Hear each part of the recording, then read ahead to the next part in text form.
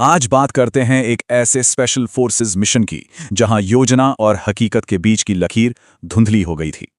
एक ऐसा ऑपरेशन जहां हर कदम पर मौत का साया था और जवानों को अपनी हर एक सांस के लिए लड़ना पड़ा।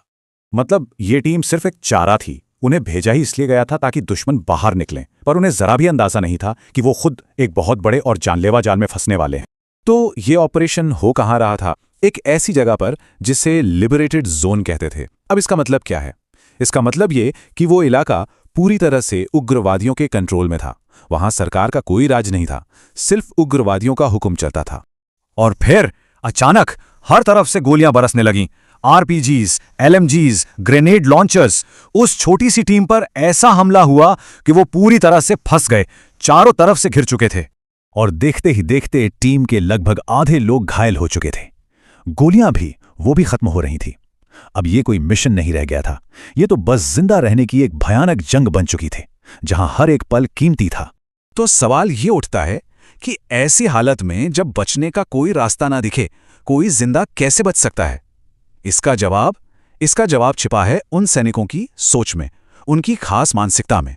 देखिए, ये सिर्फ हिम्मत या जोश की बात नहीं है, ये एक खास तरह की मेंटल टफनेस है। एक ऐसी चट्टान जैसी मानसिक शक्ति जिसे सालों की ट्रेनिंग और मुश्किल हालात से गढ़ा जाता है। तो कर्नल अत्री के हिसाब से ये जो स्पेशल फोर्सेस माइंडसेट है वो 3 पिलर्स पर खड़ा है। यही 3 चीजें हैं जो एक आम इंसान को एक स्पेशल ऑपरेटर बनाती हैं। और सबसे जरूरी बात यह है कि कोई इस मानसिकता के साथ पैदा नहीं होता, नहीं, इसे बनाया जाता है। रोज रोज की कड़ी मेहनत, अनुशासन और मुश्किल से मुश्किल ट्रेनिंग के जरिए, बूंद बूंद करके।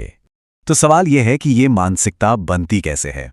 चलिए अब उस सफर को देखते हैं जो एक आम इंसान को फौलाद में तब्दील कर देता है, एक स्पेशल फोर्सेस सैनिक में बदल देता है।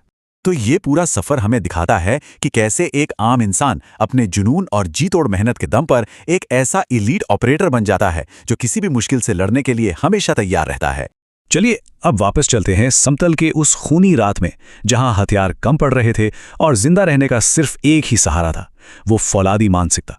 अब पूरा का पूरा मिशन पलट चुका था। जो प्लान था, हकीकत उससे एकदम उलट थी।